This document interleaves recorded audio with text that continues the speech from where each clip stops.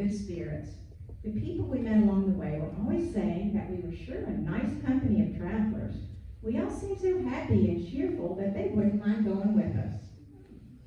The weather was bad. Salome describes how the sisters had to deal with excessive heat and cold, and especially rain. She says it rained just about nonstop for 4 days. October 19th through 24th. In the afternoon, it poured as it only can from heaven, but the rain didn't bother us as much as the thunder and lightning. Sometimes it looked like fire coming down right in front of us. We all became soaking wet without a dry thread on us. The rain fell on us like someone was pouring it out of a barrel. The entire trail was covered with water. At one point, the water looked deep, but we didn't think we could get any wetter than we already were, so we just went right on through it and found ourselves standing knee-deep in it. In the morning, we were just as wet as yesterday with nothing dry to put on. October 25, we crossed into Carolina for the first time and rejoiced that our Savior brought us so happily through Virginia. The brothers even said they would never have taken this route if they had known how difficult it would be. The people in Carolina are no doubt very different and much better than in Virginia. In the evening, we were very happy and blissful. October 31, arrival in Beth Ambra.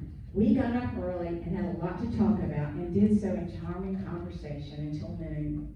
We covered 16 miles and wondered what happened to the time. Brother Groff and Schraub met us as we entered Beth Ambra, and the band played God Bless Thy Arrival. Then we were led to the Gemeinde House, where we had a small love feast.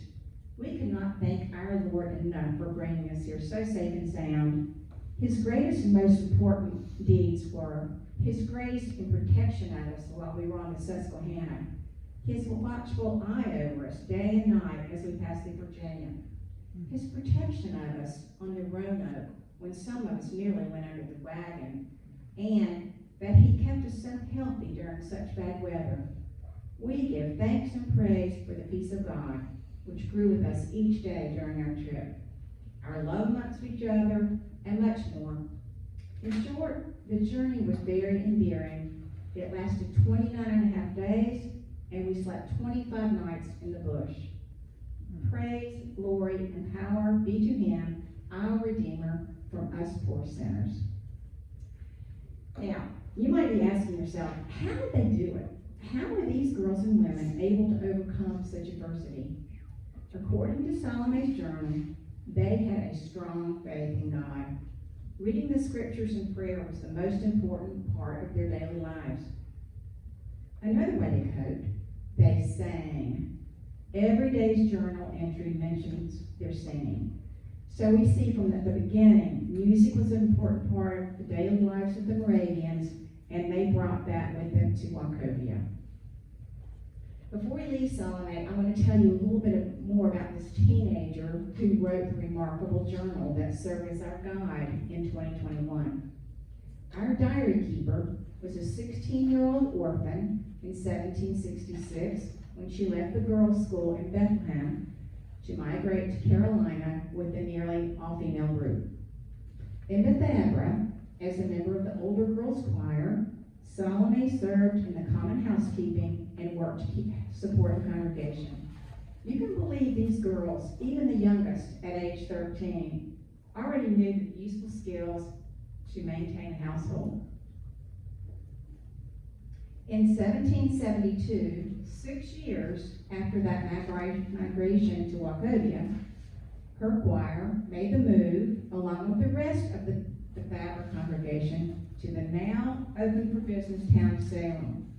The single sisters proved to be quite successful in running the girls' school. At age 25, Salome married Tycho Nissen, a jack of all trades and a wagon maker whose descendants continued this trade here for over 100 years. They had 4 children.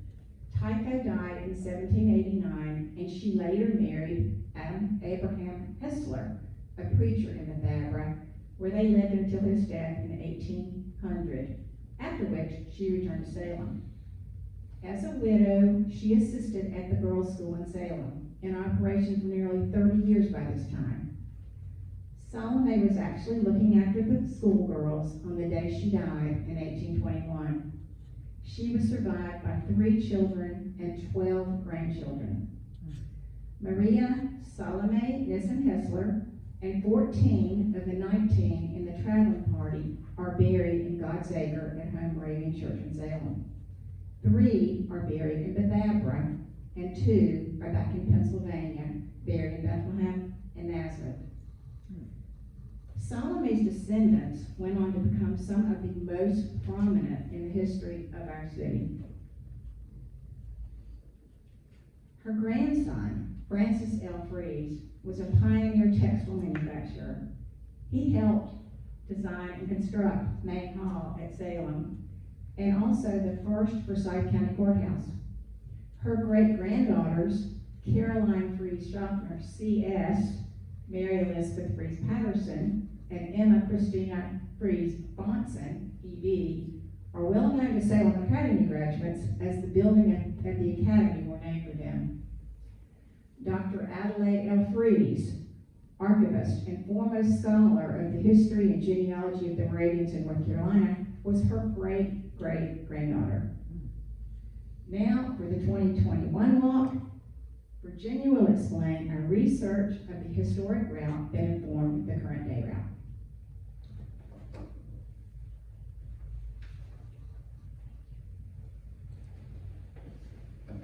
How did we choose the route for the reenactment? We wanted to be as historically accurate as possible. We knew that the original Bethabara settlers in 1753 traveled via the Great Wagon Road through the Shenandoah Valley, approximately along present-day Interstate 81. We also knew that Salome and her group did not come that way, because they crossed into North Carolina not far from Hillsborough. In Salome's journal, we find lots of details for the route through Pennsylvania and Maryland, where there were Moravian congregations who housed and fed them on their farewell tour. But when they reached Virginia, they found themselves in hostile territory with no Moravians, but many Lutherans who were antagonistic toward the Moravians. Salome mentions Leesburg, Virginia, then no other town until Corbintown, North Carolina, which is present-day Hillsborough. Salome mentions the rivers they crossed or camped beside in her journal, but determining the precise route presented a challenge for the History and Route Committee. We consulted numerous resources and maps, including the 1755 Jefferson Fry map, Peter Jefferson being Thomas Jefferson's father. Our research was conducted during the height of the COVID pandemic, so we were limited to online resources. We could find no original map or source material that showed a north-south route through central Virginia. Our research continues to this day, and we have some interesting leads to follow. For the 2021 walk, we finally selected US 15 as the most direct route from Leesburg, Virginia to Hillsborough, North Carolina. Catherine will take it from here.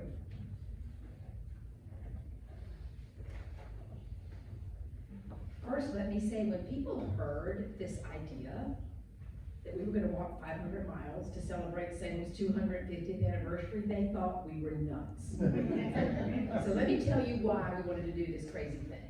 First of all, we were inspired by the sisters' example of courage, faith, resilience, and determination, literally putting one foot in front of the other in the face of adversity, which we all know is the only way to accomplish or overcome a challenge.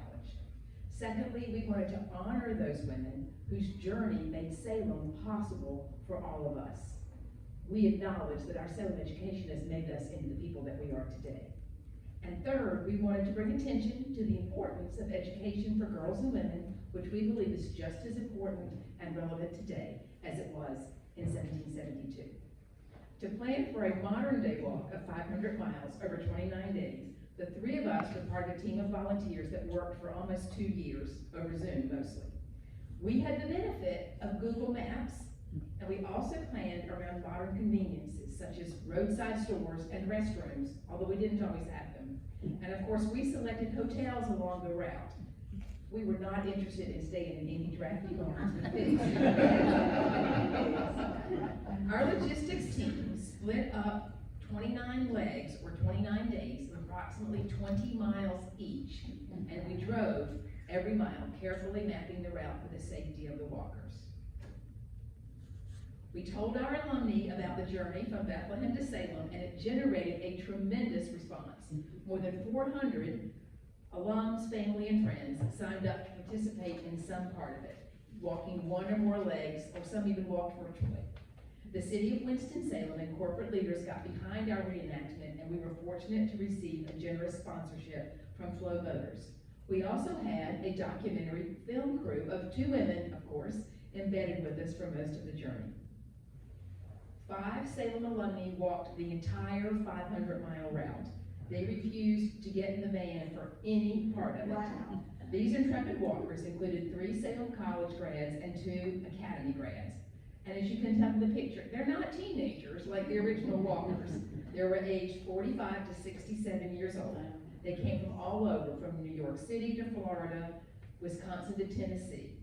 They were accompanied the whole way by 2 additional volunteers. One was a route manager, and one drove the support van to carry their luggage, snacks, and a first aid kit.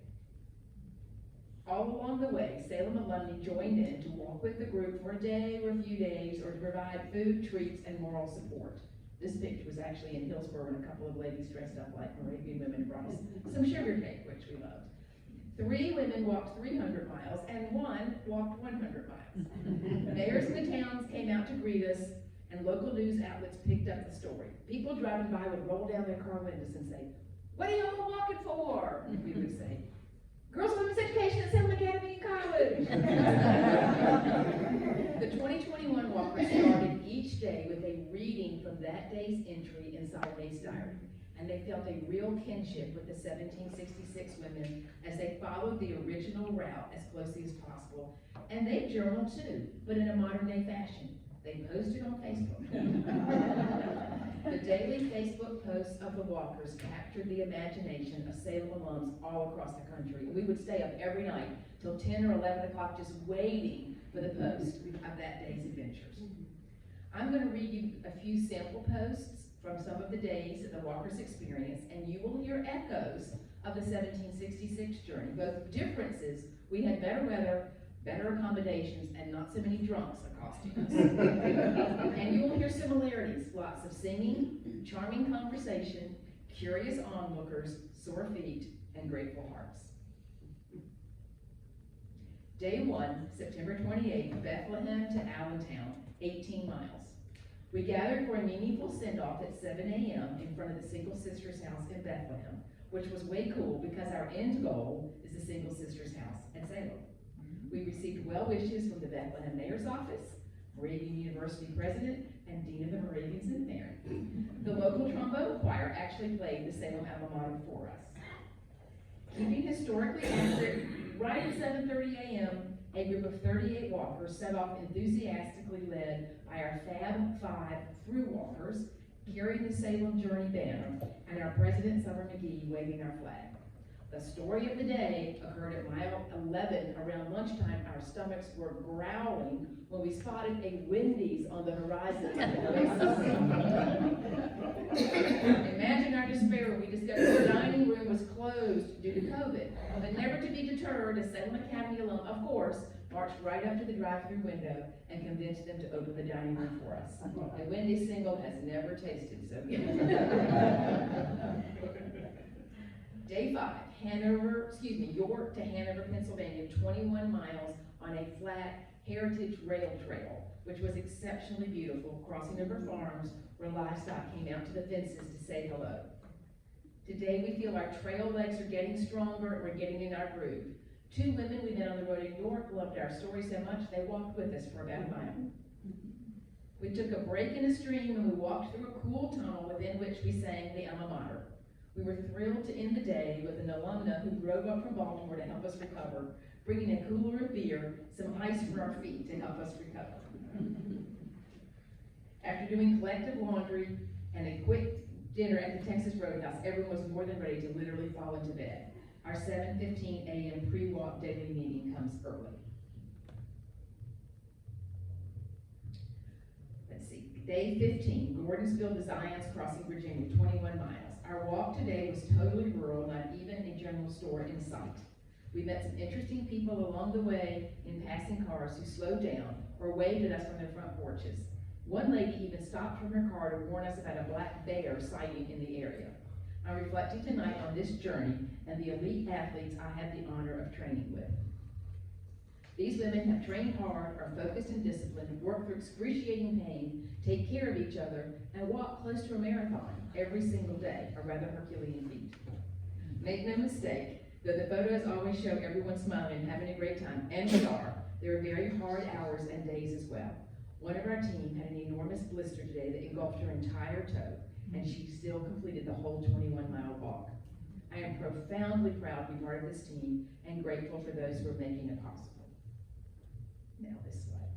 Lisa, our van driver, and our route manager, who are so happy to feel the support of everyone who's with us in spirit. Day 16, Zion's Crossroads to Scottsville, Virginia, about 13 and a half miles. We learned today that the original girls and women crossed the James River in 1766 on this very day, just as we did it, though not in the same manner. They were on a scary raft. We had the Benedict Bridge. We felt the historical connection though all day quite strongly, referring to it often.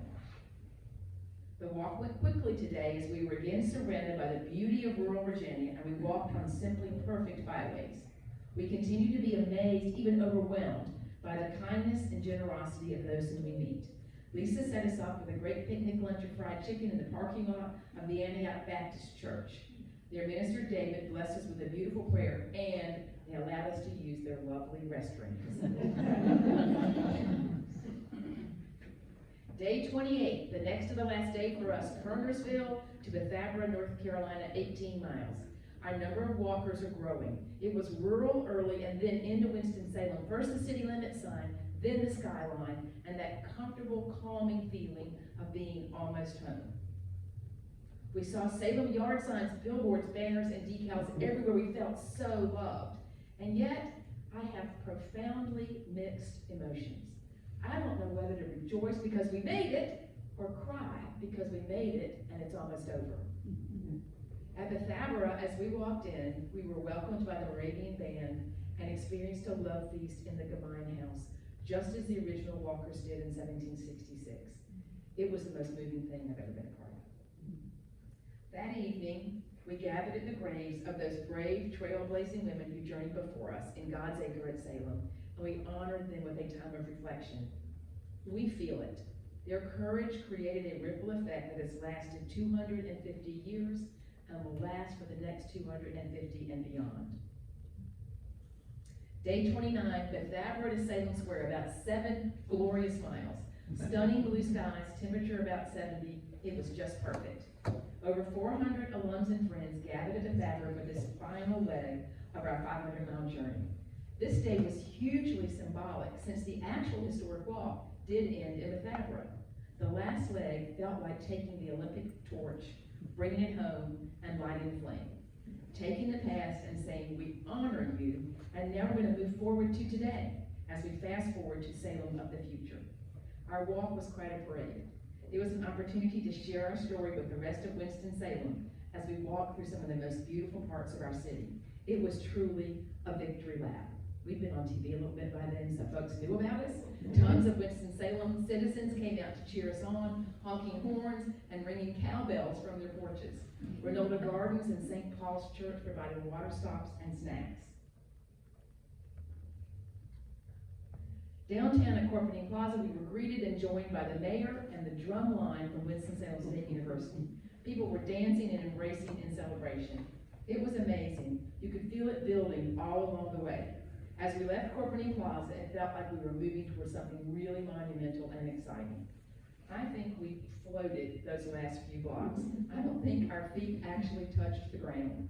When we rounded the square at the corner of, entered the Salem Square in the campus with a crowd cheering blowing from us, one of my classmates remarked, "This might be what it feels like to arrive in heaven." It was simply beyond words, the culmination of all we worked for, and it brought us together in one really spectacular moment. To give you a sense of this meaningful day, I'm going to show you a very brief video that our partner, the City of Winston-Salem, made for us.